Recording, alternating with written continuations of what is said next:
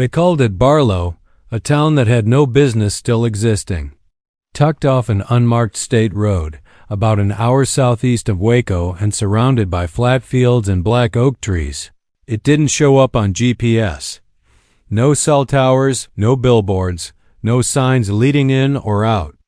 Just a narrow two-lane road with busted shoulders that passed under rusted cattle gates and through hills where the radio would start hissing even if you weren't playing anything. You could live in Texas your whole life and never hear about it. That's the way the people of Barlow liked it. I found out about Barlow from an old man in a bar in Temple, slumped over 2 bourbons and a beer back.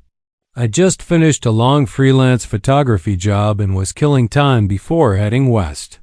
He asked what I did, and when I told him I shot lost places and abandoned architecture, his eyes lit up like he'd been waiting decades for someone to say exactly that. He said if I really wanted to find something the world forgot, something that hadn't been touched since the 50s and never would be again, I should take Farm Road 617 out past the dry creek beds until the blacktop turned to gravel and the gravel to dust. You'll know you're close when the fence posts stop having shadows, he said, and then laughed so hard he coughed himself red. I figured it was drunk nonsense, but I wrote it down anyway.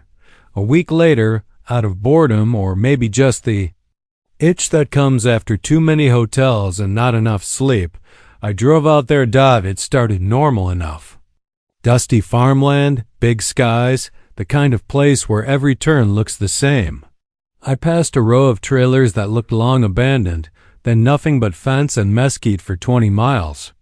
My signal cut out around a bend where the sun looked too bright, and I noticed then that the fences on either side of the road had wire so rusted it looked like vines. And yeah, maybe it was just my eyes adjusting to the glare, or maybe the clouds were playing tricks, but it really did look like the posts stopped casting shadows right around that bend. They just stood there like blackened teeth, sunk into the earth with no light touching them. I almost turned around then, but I was already too curious. The itch had turned into a pull, the road narrowed into a rutted track, and finally I saw the old green highway sign. Paint peeled off it like sunburned skin. Barlow Pop 241. But the sign had holes, buckshot maybe or something worse, and it swung on one chain. I drove on. Barlow was the kind of town that looked paused. Not dead, just held in place. The gas station was Old Gulf, pumps rusted shut and the glass smashed in. The diner's window still had a menu taped to it dated Tuesday, March 3, 1981. The bank's door was chained shut, and behind the glass you could see a desk with an open ledger book and a rotary phone resting off the hook. Nothing moved. Number. Birds, no wind. The air was thick and warm, like inside a sealed car on a summer day. I got out with my camera and started shooting. I figured it was just one of those forgotten farm towns that dried up after the interstates came through. Then I saw the curtain move in the upstairs window of what looked like a church. I stood there too long. That's how it works in Barlow. It doesn't scare you off. It lets you look. The church was brick, Methodist style, tall and plain.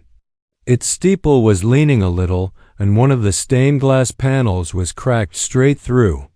But the doors were wide open, and the light inside wasn't from the sun.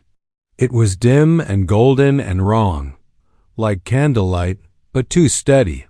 I called out, "Hello? Anyone there?" and stepped in. The pews were covered in a layer of dust so thick it looked like snow. All except for the front 2 rows, which were clean, spotless, as if people had just left them. The pulpit still had an open Bible, but the pages had no words, just blank, yellowing paper, everyone. I walked up to the altar, camera snapping, but the photos wouldn't take. Each time I pressed the shutter, the camera clicked, but the screen stayed black. I flipped through the memory card and all the earlier shots were gone too, just black squares.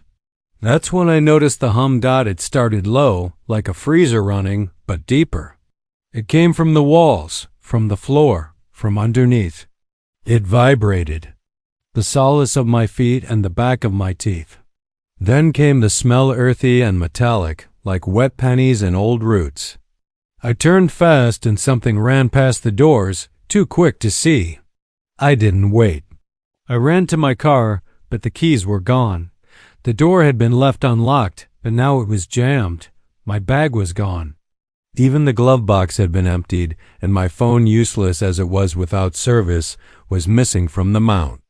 I sat in the seat and waited, hoping someone would come by, hoping maybe I just had a sunstroke and imagined it all. That was noon. By the time the sun began to set, the town had changed. Lights came on, not all at once, one by one. The street lamp outside the general store. A light behind a curtained window in the house next to the diner. The neon sign over the barber shop, buzzing half-lit, close. And then the church bells rang 3 times. That's when I knew I wasn't alone. I walked slowly through the street, hearing soft footsteps always just behind me, never matching my own. I turned down alleys and saw shapes in the windows, silhouettes that moved when I didn't. Every house had curtains drawn. Every window seemed to have eyes. I tried the payphone outside the station, but there was no dial tone, just a breathing sound. Long, shallow inhales, like someone on the other end listening closely. I wandered toward the only building that still looked lived in. A brick house with a porch swing and a light on inside. I knocked. No answer. I knocked again, harder, and the door creaked open. Inside, the house was immaculate. Clean floors, dusted shelves. It smelled of lavender and something sharp beneath it. Bleach, maybe. On the kitchen table was a plate of food, steaming. Chicken fried steak, mashed potatoes, black-eyed peas. Still warm. That's when I saw the picture frames, dozens of them.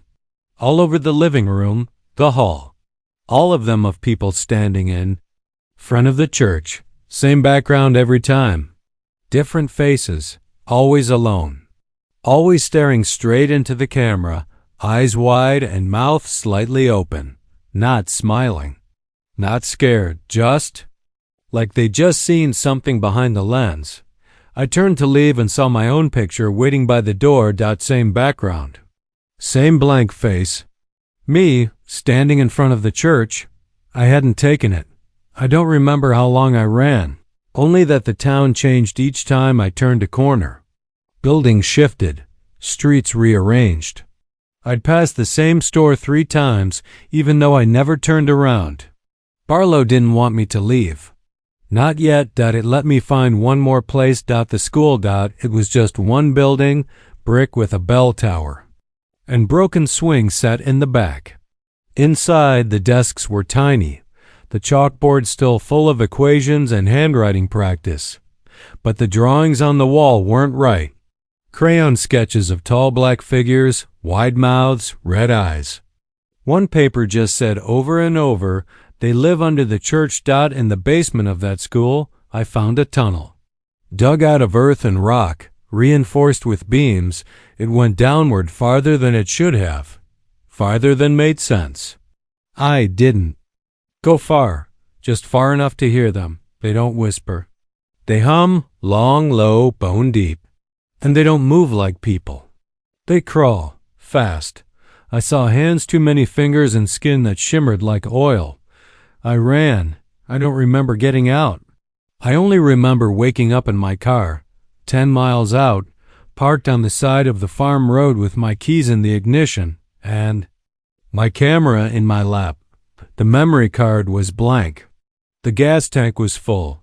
My phone worked again. Barlow isn't on any map, but it's still there. It waits for people like me. People who go looking.